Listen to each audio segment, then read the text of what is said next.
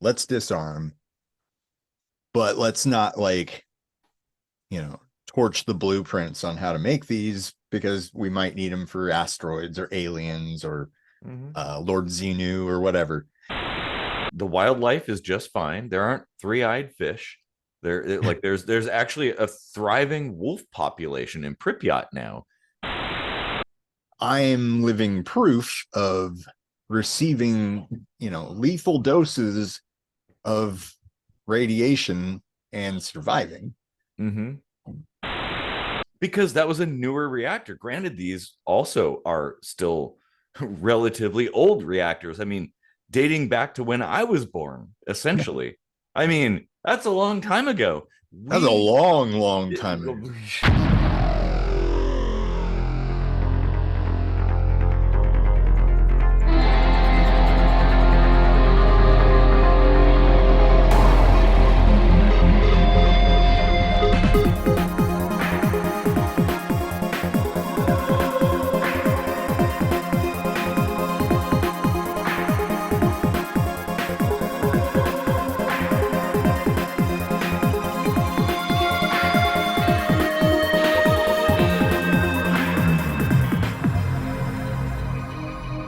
Well, welcome to another kitchen sink microscopy.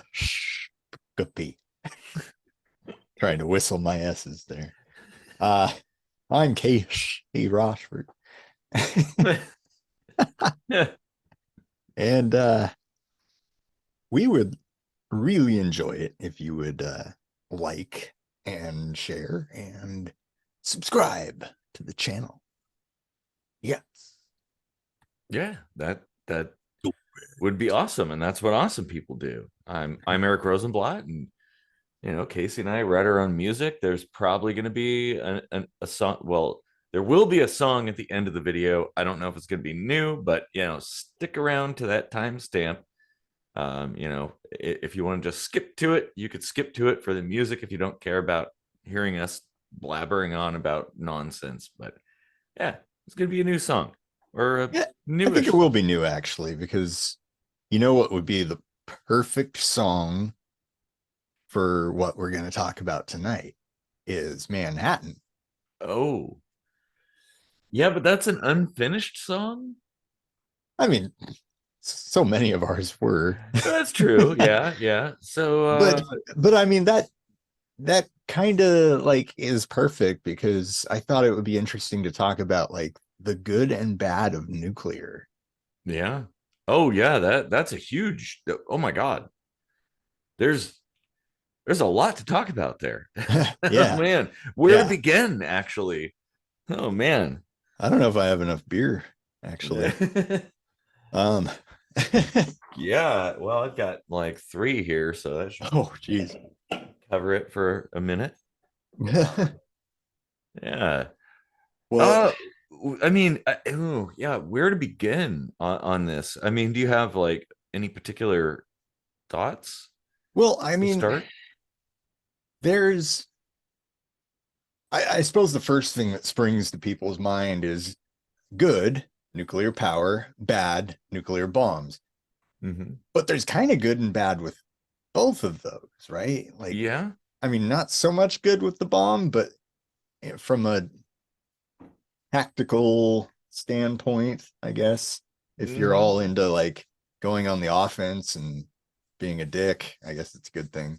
But well, I think you're right that there is kind of a sort of a good angle in terms of nuclear weapons that, well, a lot of war and death has been avoided because of the existence of these devastating, terrible weapons.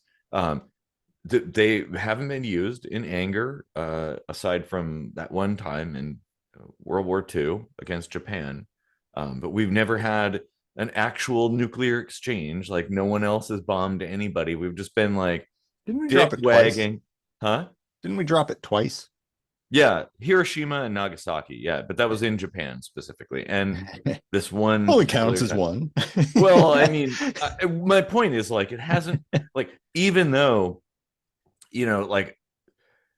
we've been advancing in technology and building bigger and bigger weapons. It's pretty much like a dick wagging contest. Like Yeah. who can build the biggest bomb? And the Russians built the Tsar bomb, and like that was kind of like, oh, people are like, oh shit, okay, well, that maybe we ought to chill out a bit.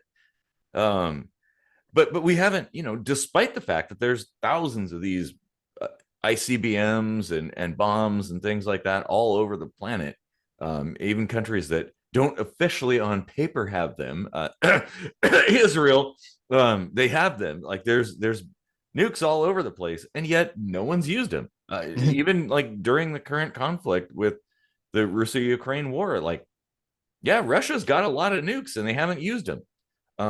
Which it's like it also it's kind of like I feel like it back in the day before the existence of nukes and ICBMs and stuff like that, people be inclined to get involved in conflicts for whatever reason. But No one now, sees my BMs because I closed the door. well, that's a whole different episode. But people are like various countries are cautious now. Like, oh, well, we don't want to escalate too much.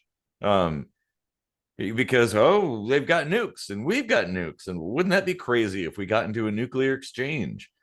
So maybe in a way, the good side of nuclear arms is that it's so bad that nobody wants to even barely cross the line. Like essentially, since that time, it's mostly been proxy wars between the big powers.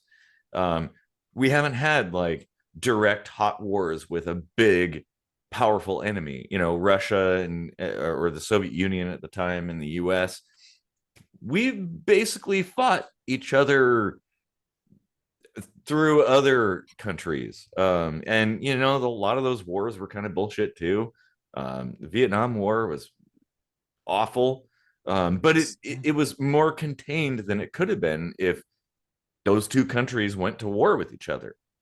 So, more than ever, with the Russia-Ukraine thing that you had brought up, I think that probably like 99.5% sure no one's ever going to use nukes offensively ever again.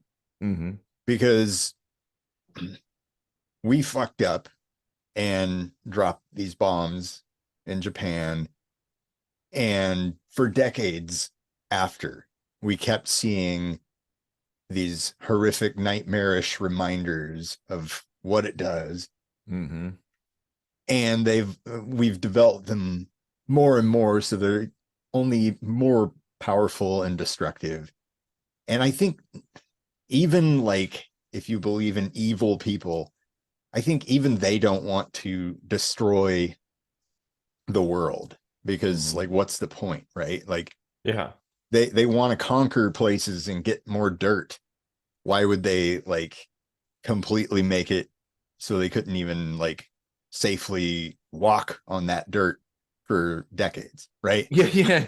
So That's a like good point. to Yeah. me it feels like, I mean, teeny tiny little Ukraine that voluntarily disarmed themselves and got rid of their nukes is holding their own against a giant country with a pretty like strong, at least historically strong military that has nukes, like big nukes, Yeah. massive nukes. And they haven't been dropping any nukes yet. No. They probably won't. No. Well, And this right here shows you we could just get rid of them all. Everyone could just drop them and be like, you know what? Like, I know you're not going to throw a fucking nuke at me. Somebody would have thrown it at Ukraine by now, oh like, yeah, exactly. Well, and that's the thing. It's like it is such a powder keg. If anybody nowadays were to ever use nuclear arms in aggression against somebody, like initiate that aggression against another country or people or whatever, they'd be wiped off the planet by the other countries that have nukes. So it's kind of like, yeah, it's like kind of a pointless thing at this point. Like, why even have them? Honestly, well, maybe maybe there could potentially be other good aspects of nuclear arms that we could use them for constructive things or protective things, like against an invading alien force or Bust up an asteroid or something. yeah, some kind of space object coming at us. Now, granted, the Although whole, they didn't they like say that wouldn't actually work or something. well, not like in the movie Armageddon, it wouldn't work. Like that's obvious it wouldn't. Um, but as far as like the sheer amount of energy released, like you may be able to divert something just enough if you knew in advance, like early enough. Yeah, sure. A nuke it releases a huge amount of energy, like, and that energy could be used to push something in space away from Earth. I think that's a fair use of those things. And honestly, like there's all kinds of constructive tools that have other destructive uses that people don't really think twice about. That, like, yeah, I mean, I think there's a positive side to nuclear arms, Hmm. but this kind of like everybody sitting on the edge of their seat just waiting, finger twitching, hovering over the button, just waiting for to see lights in the sky and then push the button yourself, like, yeah, that time is long Yeah. past. Okay, so hypothetically, let's say everybody decided let's disarm, but let's not like, torch the blueprints on how to make these because we might need them for asteroids or aliens or Mm-hmm. Lord Xenu or whatever. Space Um, travel is another option too. The yeah, yeah. Minerva project is kind of an interesting one.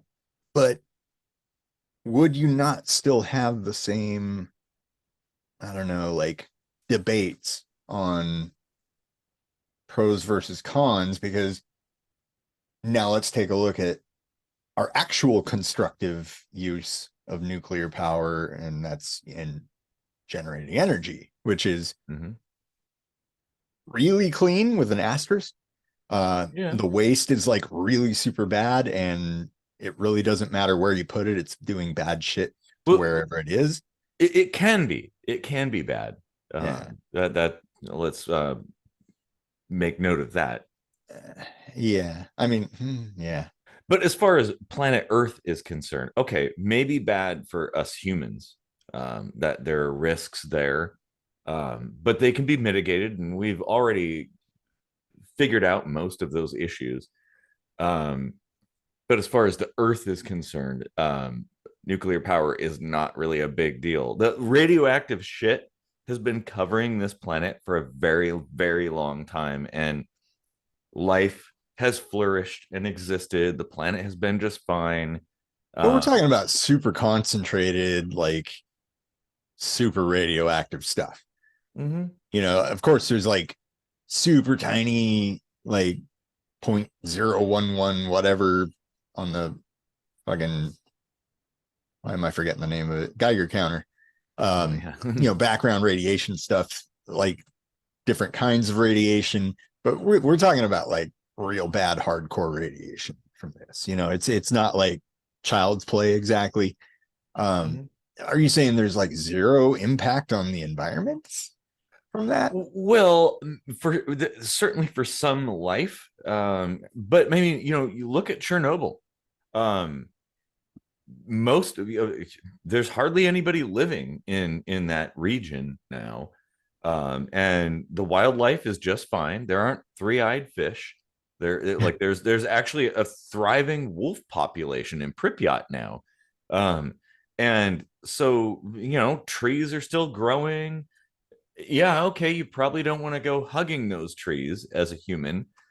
You might receive a lethal dose of radiation, but only in certain areas. And it's actually not, because I remember in '86 when that happened, they were saying, "Oh, people won't be able to inhabit this space for another 1,000 years." But it's like, well, there's people that work there every day. There are people living there right now, and it hasn't actually been that long. I mean, you know, if your timeline is 1,000 years, it's been a blink of an eye, and there's now people living there. There's animals all over the place. Nature is kind of just taken back over. So I mean, so yeah, I mean that's a good point. Radiation is bad news, but it's not like the instant death that movies make it out to be. yeah. Like, for instance, I'm living proof of receiving, lethal doses of radiation and surviving. Mm-hmm. The caveat is like you have to be prepared for that. Yeah. So it's like if we had people in these nuclear settings, working around this stuff with their own stem cells banked somewhere, Mm-hmm. and you just monitor them as we already do, like they wear badges or whatever that say, okay, you've had enough. Mm-hmm. If we did that, I mean, it's not like don't take this to mean that like it's easy peasy, you just give them stem cells and they're on their way. It's actually like pretty gruesome. Mm-hmm. We got an episode for that, Oh going way back to like season 1 or 2. wow. Yeah, But that's right. like it is possible to live through it. um but I mean, that's also kind of like an extreme band-aid. Well, I don't know that it really balances the worth. well, okay. So the thing is, the average person in a normal, like, let's say, nuclear fueled future would never encounter that kind of thing. You would never be exposed to that kind of radiation because, one, the reactors that were built back in the day, 3 Mile Island and Chernobyl and stuff, those were like baby step reactors. They were still prototypes, essentially. Like Fukushima, was that an older one? Fukushima, yeah, but actually, Fukushima is a good example. Like, there literally was no problem from Fukushima. It Oh, was a people got sick, very a couple died people, but maybe, actually. no. I think the only person that died from Fukushima was like from a crane hitting a guy in the head or something during the Huh. earthquake. That was it. Like, they had this whole heat map showing where all the radiation was going, but yeah, it's not a thing because that was a newer reactor. Granted, these also are still relatively old reactors. I mean, dating back to when I was born, essentially. I mean, that's a long time ago. That's a We long time ago. hell a long time ago, but we've progressed a lot further since then and learned how to do things. um it's just we're hampered by this fear that nobody wants to keep exploring with nuclear power. But the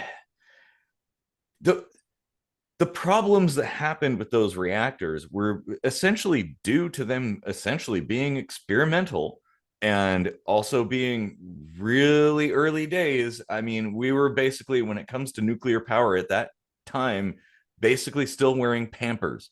And I mean, we kind of still are right now, but we've learned a lot. So, I'm a big boy now, drinking milk and stuff like that. You've got systems like New Scale, which has a lot of Does promise. a body good. Yeah. But there are reactors now that can utilize far less energetic materials. They produce far less energetic waste, if any. There's also new things like fusion, which is kind of, we're almost there as far as doing fusion. And fusion would not even be a concern at all. Like, you're not taking these very large, heavy radioactive elements and splitting them apart. You're combining smaller, lighter things into still relatively small and light things. Fusion could be a thing. So I don't know, but the, the thing is, like, if we built reactors now, it would be way different than any of that stuff from back in the day. Basically, all the things that people point to as like the boogeyman. Oh, this is, well, that's why nuclear doesn't work. Well, that's why nuclear doesn't work. Well, that's why it's dangerous. Well, it's because it's kind of like pointing to the days when we had like balsa wood aircraft and saying flying is dangerous. Well, Right. we Yeah. don't fly those anymore. You know, this isn't the Wright brothers, and you know, I'm single sure more engine. people have died from the use of coal as power. That is actually, you are correct. This Yeah. is actually a fact. Granted, Nuclear it's been power. around much longer, but if you took like a window of time equal to how long nuclear has been around, yeah, probably. Oh, well, and you know, you consider the environmental aspects too. Mhm. Like, how does it affect the planet? Like, nuclear power doesn't. It doesn't matter how much radiation is floating around. Like, if we, well, okay, nuclear winter is a thing. If we did have like a proper nuclear war, that would be a problem.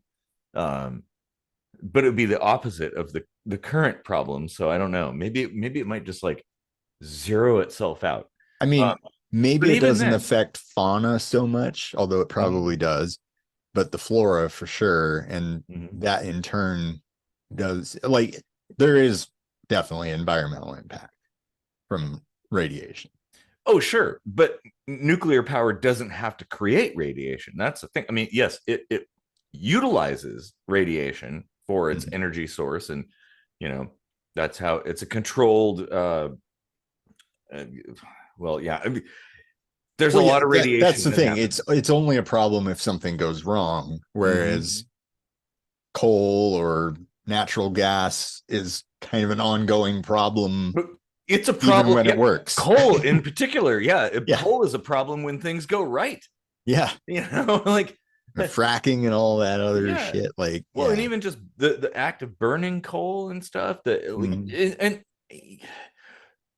the CO2 emissions and CO emissions and stuff aside, like there's other things that come with coal that are also really awful um, for humans and other life forms. It's like coal's a bad thing. Now, I don't think coal in itself was a bad idea. It made sense in the time that like we were evolving and learning and getting better. But this is the thing that is so infuriating. Like nuclear power is clearly the direction we should be going now. Clearly, like I, I mean, if you don't, There's so no just do a profit little. to be had from it. I bet that's the thing. What's that? I bet there's really not like any profit to be made from it. Oh, there is there Really? energy production always has profit. There's always somebody benefiting, but the amount of power you can produce and the flexibility of the power systems that you can create using nuclear benefits everybody. Yeah, okay, sure. Some big wig up there in a suit and stuff is making a few bucks and stuff, but also you have cheap energy and you have energy in places where you couldn't have it. Um, that's a good benefit.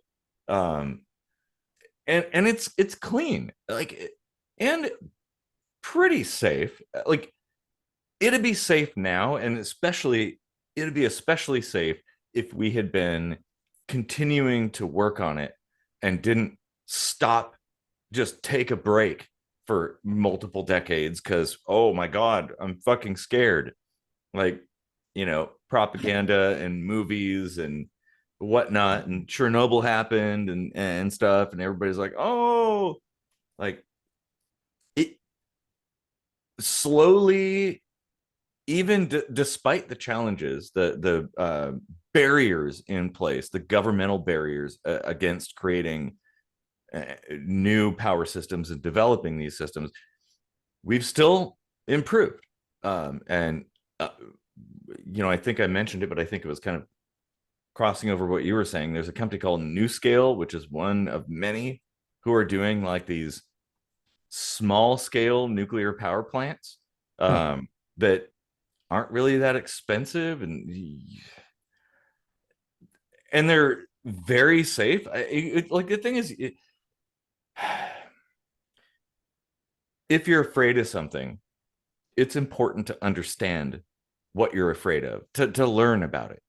And that's the thing. Like when you learn about how nuclear power works, it's very, very safe. It's probably the safest energy source for what it produces that we have at our disposal for now.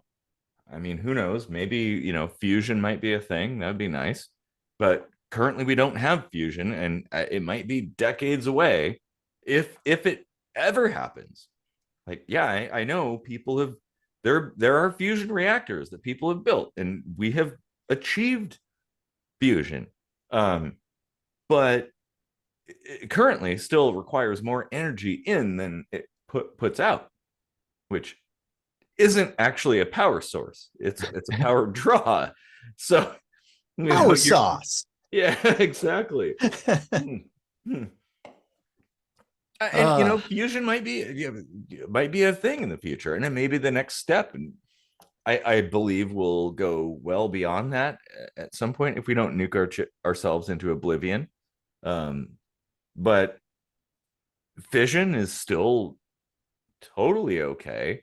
There are I don't know how many fission reactors there are on planet Earth, but there's a lot of them. A lot. There are tons of them currently running, producing power day and night, just chilling there, and nothing's gone wrong. Like if a coal power plant exploded, people wouldn't suddenly be saying, "Oh my God, coal is a huge problem. We got to stop using coal." It's like, no, it's a bunch of idiots. They were drunk on the job or something like that and did the wrong thing, and an explosion happened. We just simply say, well, that was a mistake. But somehow, when mistakes happen with nuclear power, people blame that system as being the problem. Like, oh, well, the problem is, of course, nuclear power.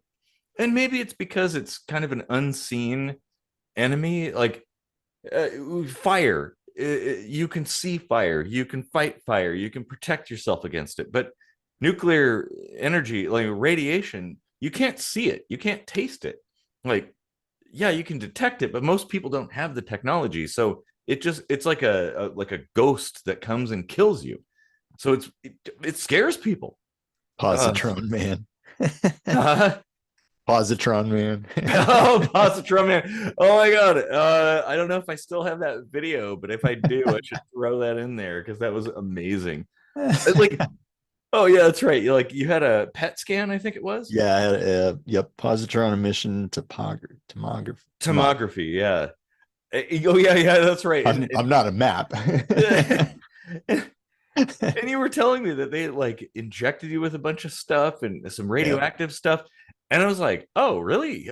So you're like radioactive? And you're like, oh, well, they assured me it was totally fine.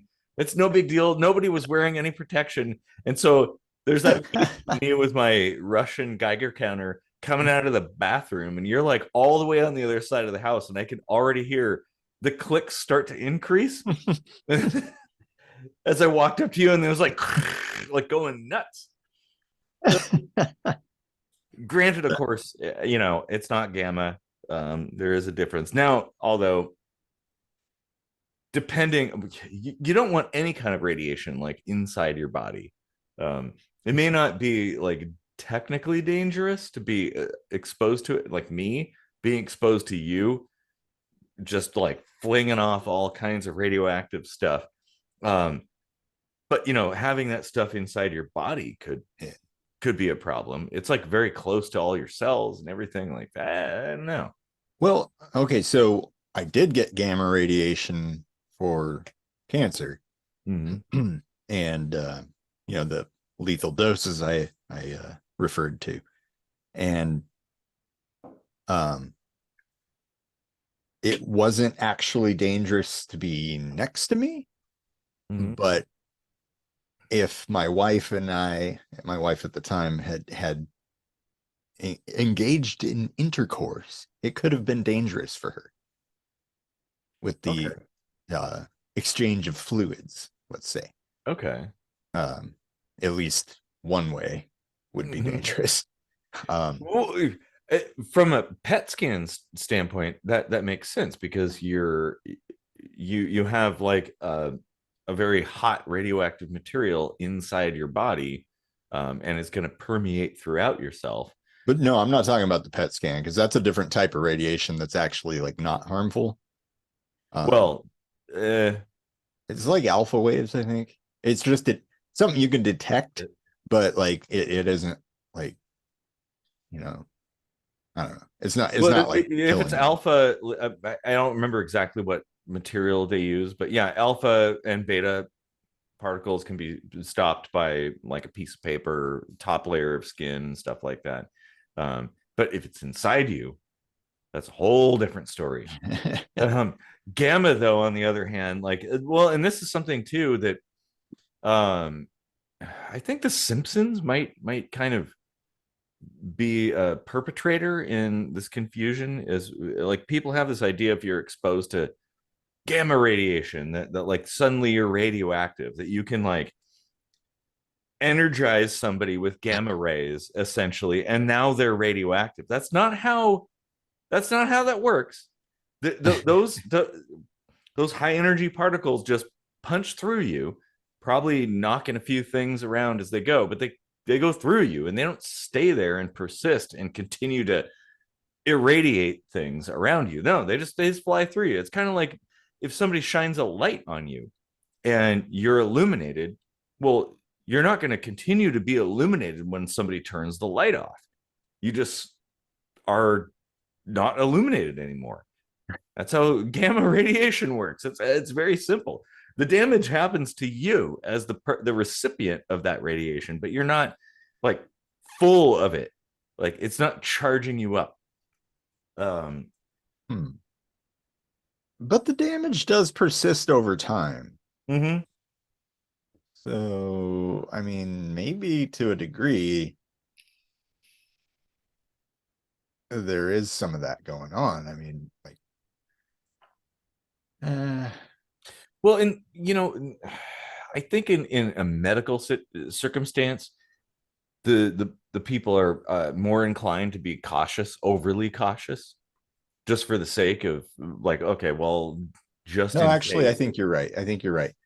I think the only reason you see like delayed effects, because I'm thinking back to how like days later I got a suntan, well, sunburn over my entire body. Um, but like it kills the fast dividing cells, and whatever rate they were going to slough off doesn't really change. Mm-hmm. So, when the body does what it does, because after that, like everything was like really fucked up. Like I can imagine. toenails falling off, and like, yeah, Oof. like Yeah. no mucus whatsoever, then Oh too my much God. mucus. Oh, that story you told me about the mucus rope. Oh yeah. Well, and the mucus monster in my closet. I mean, Yeah. that Oh was a man. trip. Well, yeah, and I'd imagine like after being exposed to that kind of radiation, like you kind of have some hallucinations and things like that. Well, that wasn't the radiation that caused that. That was a scopolamine patch, like you use for motion sickness, Okay.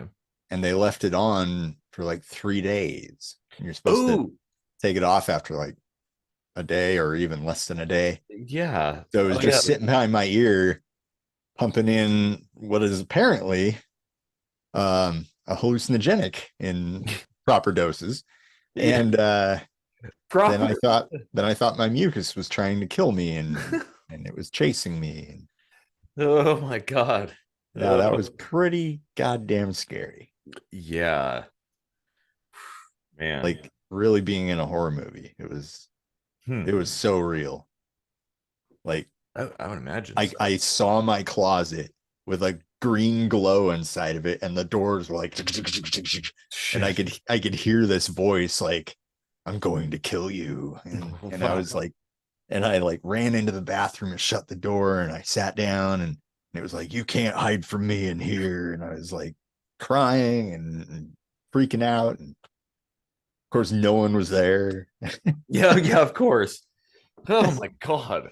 So I'm all alone, Uh, dying, freaking out, hallucinating. she's sitting on the toilet, you know. What a Of way to course, go. that's where all the greats die, you know. Yeah, exactly. Well, fortunately, that didn't actually happen, so that's good. I yeah, I don't know. I've got some pretty intense stories, don't Yeah, yeah, you do. Definitely. Well, we almost should do we got to find like an animator to animate I? some of the stories. Oh yeah. I have a few stories too. Like the whole spider room dream that I had. Yeah, that was interesting. Yeah. Gulch cry. The Gulch Cry. Oh my God. I'm still hoping I can find that cassette that I recorded that on. Um The aliens came back and took it. mhm, exactly. They're like, you let him record it and you didn't take the tape? What a dingus. Oh, yeah. Oh, Go man. back and get it, moron.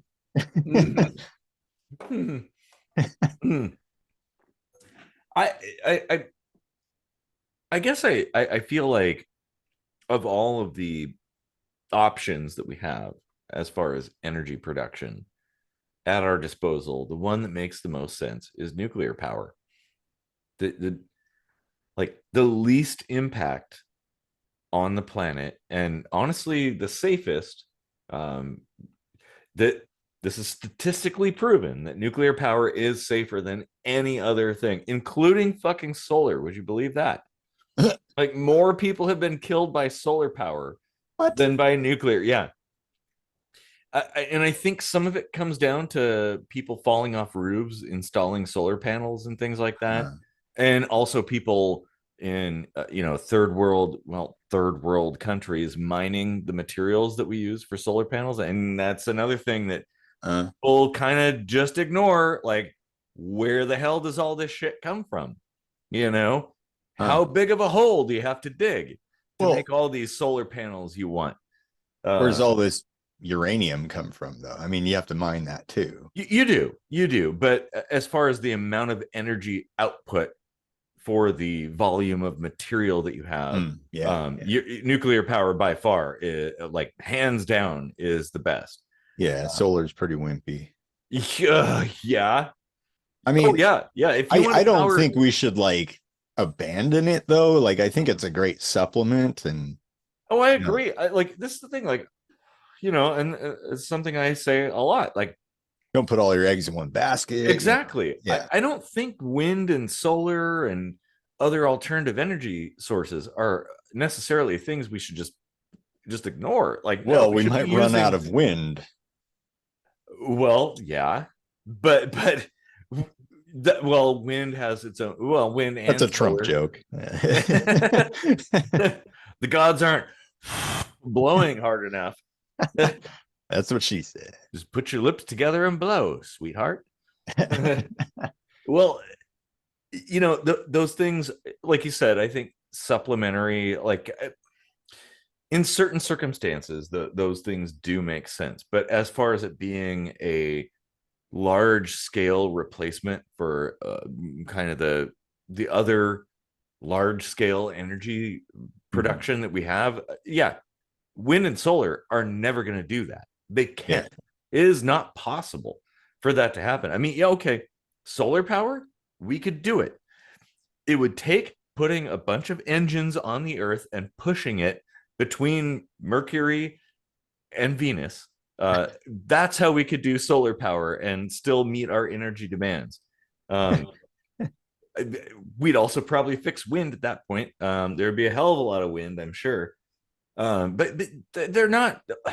Well, you want to live on a boat, you're not going to have access to nuclear power out in the ocean. Shows what you know. I've got a little project going on. Don't tell the NRC what I'm doing. But well, that's the thing. I think we should have personal nuclear power plants.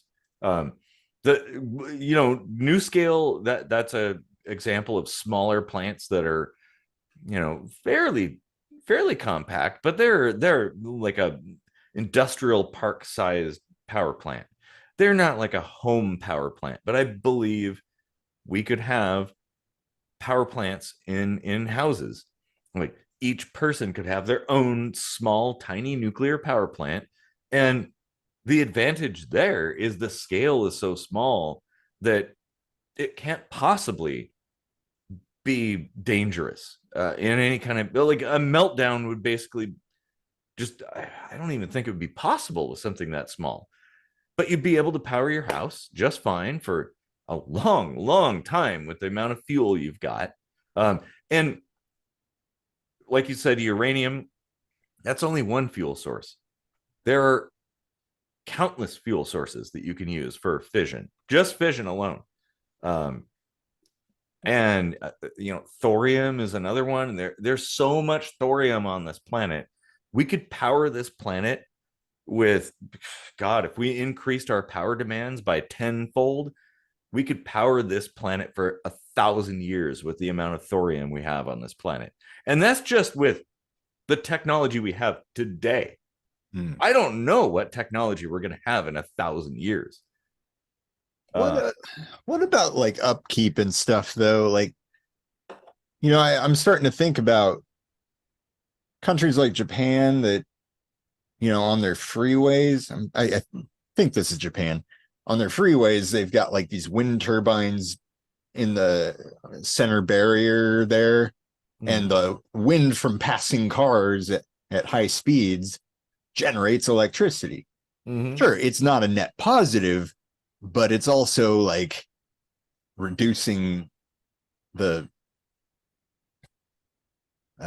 differential. It's and that kind of system is kind of like regenerative braking in electric cars, and I agree. I think that's actually, if we can build those things, it's a great idea, assuming it doesn't take more resources to produce than it gives us back. But And that so that far, upkeep is so minimal on something like that, like, well, actually, if you've looked into wind generators, the upkeep is insane. Well, it's insane on a lot of these technologies as well. Like pretty much everything requires constant maintenance, constant attention. Nuclear power plants, same kind of thing. Solar seems like it's passive, but it's actually not. It we just need requires to invent something constant work. that stops entropy. Yeah, yeah. Oh man, wouldn't that be nice? Or Nobel or Prize. or manipulates entropy to our whims too. Ah, Ah, ah. rather than the energy dispersing evenly across everywhere, like we force it into a place using its own forces Oh against it. man, how cool of an X-Man would that be if somebody had the mutant power of controlling entropy? That would be a pretty awesome power, actually. Yeah. Seems like a kind of sucky comic book character, but you'd be more powerful than Thanos with the glove at that point. What do? My fingernails grow really fast. Yeah, that Family Guy episode. Ow. Oh man. Did you cut me? No, I guess not. But ow, though. Now I'm just hearing that sound that Stewie made when he like woo, like with the brain. Oh man. Ugh. Yeah. Well, yeah. That is an interesting topic. And it is it possible? Probably not. Is it possible to take nuclear bombs and repurpose them to produce power, or is it Yeah. like already differentiated Well, enough? yeah. It absolutely is. I mean, it's most of them are based on uranium, but the bombs typically use a slightly different isotope. But I think well, they generate that isotope using nuclear power plants. Um, but you can, I mean, it's still fissile material. Like you can still generate power, obviously. I mean, the fact that this tiny little thing can create such a massive explosion, there's obviously energy in there. You could, and I'd like to see that. I would love nothing more than for people to decommission all their nuclear arms and turn them into power Mhm. sources. Um, that'd be great. We need that. We don't need killing each other. Um, Yeah. yeah. Oh. Hmm. Yeah. Potential energy. Hmm. Yeah. I, Well, any other thoughts? oh, I have a ton of thoughts on nuclear power. Well, and power generation in general. I guess my biggest thing is I'd like to see people chill out a bit with the fear and the fear mongering about nuclear power. There is a And lot of propaganda. Yeah. yes, yes, there is. And you know, again, know your enemy. Like if you're afraid of something, study it, learn about it. And honestly, the more you learn about nuclear power, the more sense it makes and the safer like you start to realize that it's actually pretty safe and not as dangerous as the movies and the news has led you to believe. um, it, it's fairly safe. It's kind of saying a lot that I don't know how many nuclear power plants there are in the world, but there's probably thousands, maybe. And of all those plants, most of which are still experimental, mind you, there have been just a handful of quote disasters, Chernobyl being the big one. And even that isn't that big. That like a reactor that was designed in the 60s and built in the 70s, if I remember correctly. That was the only one. Like, so seriously, we haven't progressed beyond that? Of course we have. Of course. Like, What what's all the drama about Hanford then? well, Hanford actually was a waste site, Ah, essentially, where it was bomb making. So we had reactors to build bomb materials, and just kind of chucked things into a place, hoping nobody would ever notice. And so it wasn't a disaster. I mean, it was a disaster in the sense of like, whoops, we probably shouldn't have thrown all that stuff down there. Um, but it wasn't like an accident. We did it on purpose. uh, Um, and it was to build bombs. Um, Even though I've been to Hanford not that long ago, and I'm still here. I yeah. still have two eyes. Well, four if you are into that. Well, it's actually like a huge like a local uh, job source. Yeah. You know, like what is it, Tri-Cities or something? Yeah, it's in that area. Like Yeah. a bunch of people in that area work Mm-hmm. at the Hanford site And doing yeah, and it's not doing stuff. anymore. It's not cleanup. It's pretty taken care of now. Now they use it for like scientific experiments and things like that. Huh. Like when I went there, um, it was to visit the site of the LIGO facility. So it's a gravitational wave detection place. They have this long tunnel and all kinds of fancy equipment to detect gravitational waves. Um, Super awesome. But that's what Hanford is all about now. People just doing experiments and it's really cool. I hate when I Everybody step should on go. them barefoot though. It's pretty safe. Like the thing is, like, you should be fine. Um, it, the important thing to note is radioactivity is not the scourge that people tell you it is.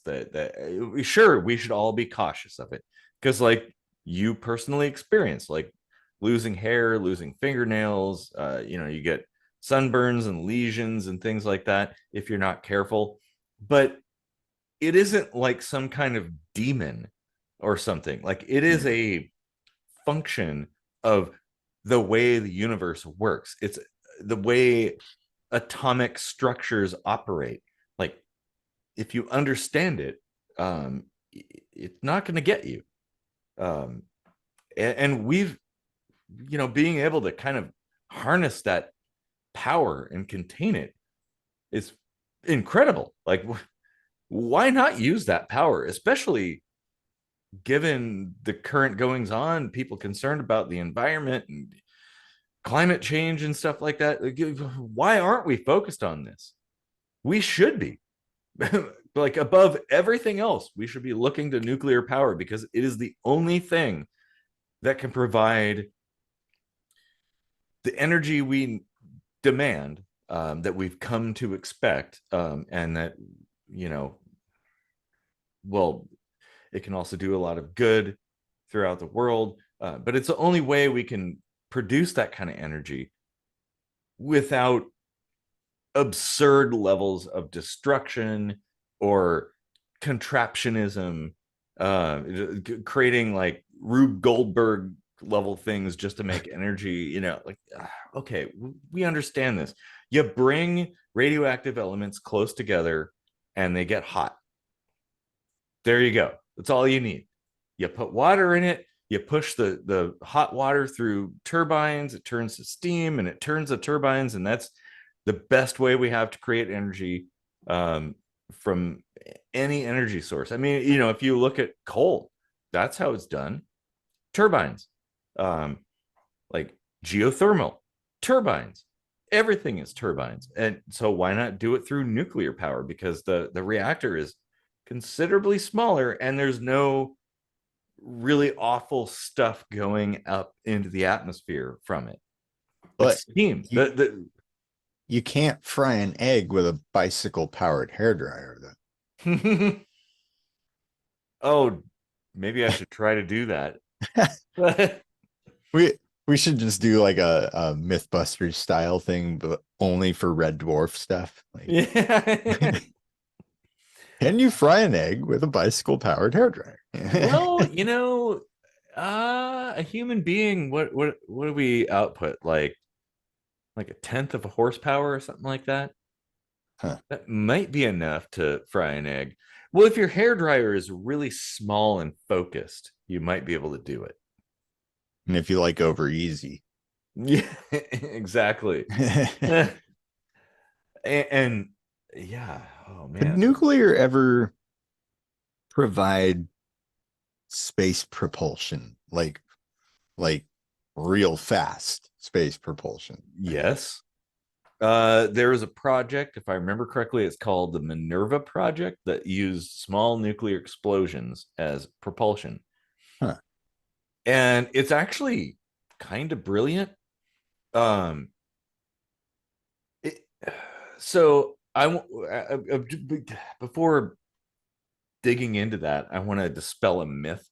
A lot of people think like, oh, you see a mushroom cloud, there's going to be fallout, there's radiation everywhere. Well, that's not true. In fact, there was a little experiment conducted where I think it was 5 people, in the military in the US stood under an airburst atomic detonation. They just stood there, covered their eyes, and they were fine. In fact, I think some of them are still alive today. So it's not the nuclear explosion that creates the fallout. It's an explosion into material that is then thrown up. That's what creates the fallout and the risk, and that whole like, oh, it's going to be thousands of years and stuff like that. Well, and that wasn't Chernobyl. Chernobyl was an explosion inside a reactor, and we did throw some stuff up, but they somehow managed to fix it. The liquidators mad respect for those people. But the bomb itself doesn't create a bunch of sticky radioactive stuff. If you're near it, there's going to be heat, there's going to be x-rays, there's lots of, you don't want to be near a nuclear explosion of any sort. But hey, those people stood under a fucking nuclear bomb explosion and survived. Huh. Like, and so as a means of propulsion, that particular project, which had a lot of promise, like it kind of worked. Um, that's a whole completely different topic, but I think that it could be used. And if you, certainly for interstellar space travel, solar is not going to work, wind is not going to work, coal probably not a good idea. I mean, do you want to be in your spacecraft like shoveling coal into the furnace? Nuclear power is really the only way you're going to get there. It's the only thing that's going to last long enough and produce enough energy in a small enough package to produce the energy needs that you have. What about dilithium? Dilithium, I wish. I'm actually kind of now I wonder if there's like a video explaining why dilithium is what it is, because as I understand, dilithium is not the energy source, it's like a catalyst, is the theory. Oh yeah, because there's dark matter and all that stuff that I thought it was like, no, antimatter. yeah, matter and Matter antimatter and brought antimatter together through intermix. the Yeah. dilithium chamber, and But, dude, the somehow Star Trek technical manual was so badass. yes, it was. The next gen one and Yeah. the TOS one were really good. I have both of them and I love them. They're great. Like Yeah. Oh, Like incredible. it's basically theoretical physics Mm-hmm. in a nerd Star Trek package. Yep. But it's like that, reading that as a kid probably contributed a great deal to my intelligence, honestly. Yeah. Like, because it's not 100% bullshit made up like gobbledygook. It's like they had real scientific consults on It the was, show. yeah, it was grounded in science and like plausible. Yeah. And even if That's it's, another reason why it's better than Star Wars. yes, okay, I'll give you that. Even if it isn't, even if Star Trek isn't necessarily, or Star Trek the shows or the technical manuals, even if they're not grounded in reality, what value they provide is in inspiring the next generation to explore and dream and solve problems. And it's that's something I love about Star Trek. That And make dreams come true. Like all the dreams yes, on the show in the 60s mm-hmm. that became reality, like, or even in the 80s, like the Yeah, pads, and now we've got tablets. uh-huh. You know, communicators became cell phones, and In fact, as I we've recall, transported particles. yeah, it won't be long until we've got full-on transporters and replicators and stuff like that. As I recall, the guy that created or that invented the cell phone was inspired by the communicator from Star Trek and wanted Oh to yeah. make one.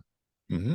Yeah, like, And it's only too obvious. I mean, like, and now we have essentially, well, we've gone even further and blended things. I mean, our communicators are not just communicators, but now they're also tricorders. tricorders. And, Yeah. yeah, yeah, Yeah. and the main computer and stuff like that. Like Yeah.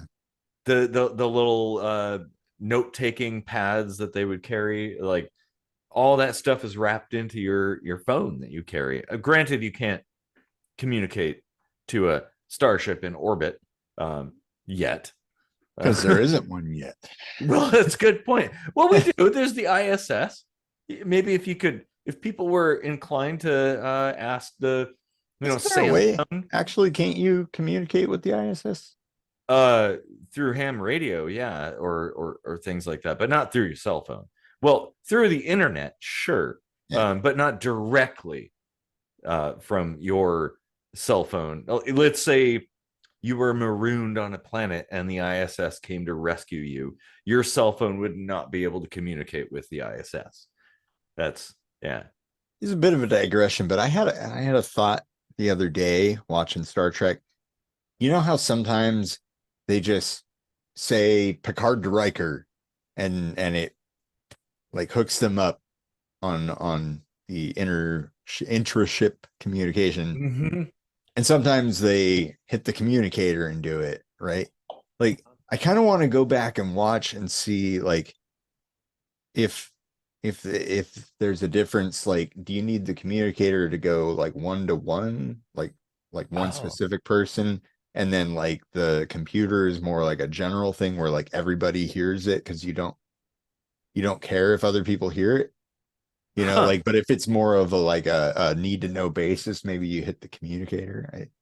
I wonder if there was actually a rhyme and reason to that. I think there was, I've thought the same thing, and I believe early days in TNG, they had to touch the communicator to initiate a conversation. But later, well, and I've seen it where it's kind of a mix where somebody has to push a button to talk to somebody, but then Yeah. someone else says something and they just respond to them as if they're already talking. And you know, maybe that's like a production editing kind of thing. Yeah. Uh, that has always bugged me because it's like, well, is it?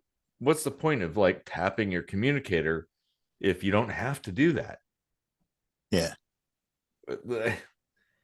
Oh, And man. then how does the computer know when you're saying like Picard to Riker? Does Riker hear Picard to Riker, or is it come in halfway like Riker? Yo, that's a good question. Does Because I it mean, buffer there's it? got to be a lag of some kind, Well, and what happens when there's like two Rikers on the ship? Which right? Riker does the computer decide to connect you with? You know, like Thomas yeah, Riker, William Riker. well, there was that one episode with both Rikers, Hmm. the red shirt and the what is it like Marigold. gold shirt? Yeah. Oh man. Oh, okay. I think I've got to take a piss. Yeah, I think we've thoroughly examined the pros and cons of nuclear warfare and nuclear power. Yeah, and we'll certainly A little more revisit this power one. than warfare, but Yeah. that's fine. I mean, we've talked about nuclear war plenty of times. Well, I think we've planted enough seeds for conversations and people to suggest other things to analyze. Um, I mean, I don't feel like we've covered everything, but yeah. Well, we got a lot done today.